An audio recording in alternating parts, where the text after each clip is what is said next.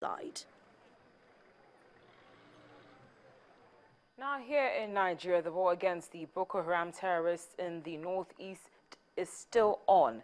The Nigerian army, in conjunction with the British military advisory and training team, have been brainstorming on ways to completely overcome the sect members from the country. Now, at a session held at the Armed Forces Command and Staff College, Jaji, Kaduna State, Nigeria's Chief of Army Staff, Lieutenant General Kenneth Minima, stressed the need for continuous training and retraining of Army personnel to tackle the current security challenges which the nation is facing.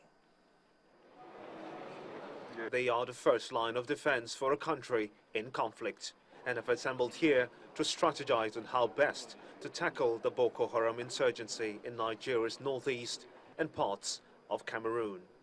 Numbering over 100, they are composed of commanding officers and brigade commanders.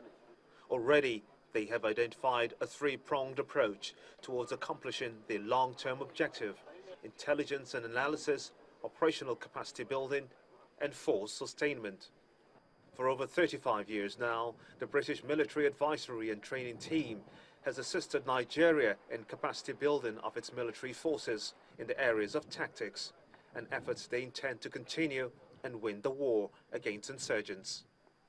You will have discovered that the world has a very challenging problem at the moment in security terms, and the more that we can learn from each other, the better. So the means of doing that will vary between spending time with our soldiers engaging on the ground, but also an event like this where we get senior people together and we can discuss and share ideas so that we can improve our understanding and thinking. For the Army, trainings such as this will go a long way in strengthening the capacity of the forces and also develop their mental and physical well-being for the ultimate goal of protecting the sovereignty of a country at war.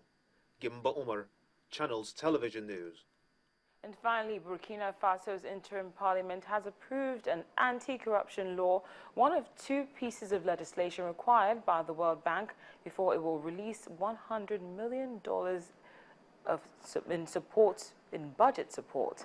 Now, the National Transitional Council, that CNT, which was established after a popular uprising, forced veteran leader Blaise Compaoré to stand down late last year, charged with guiding the West African nation to elections later this year.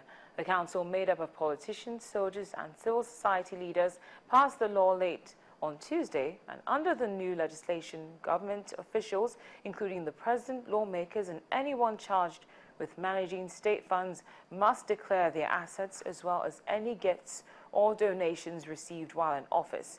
Infractions will be punishable by maximum jail term of 20 years and fines of up to 25 million francs. That's $42,000 over that, by the way. And the World Bank had said the law and a new mining code that has yet to be passed are essential reforms, and among those demanded by protesters who took to the streets in October, forcing Compaoré to quit after nearly 30 years in power.